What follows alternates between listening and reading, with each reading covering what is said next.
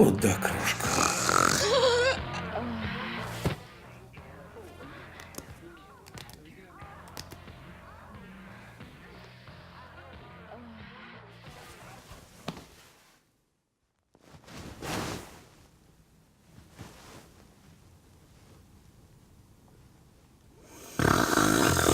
Ночное апноэ – это состояние, при котором у нас на короткое время во время сна останавливается дыхание.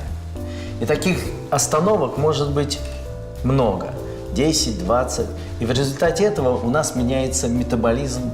Человек может страдать сердечно-сосудистыми и эндокринными заболеваниями.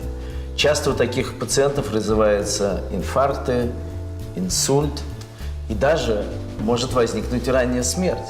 Основными симптомами во время ночного апноэ являются храп, дневная сонливость, усталость. Этим недугом страдают не только мужчины с повышенным весом, но и худенькие девушки.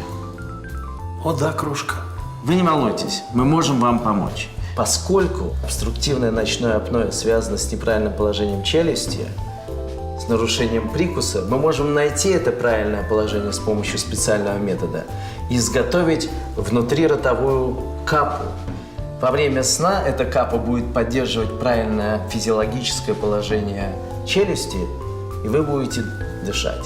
Это новейшая технология, и она используется только у нас в Бостонском институте эстетической медицины.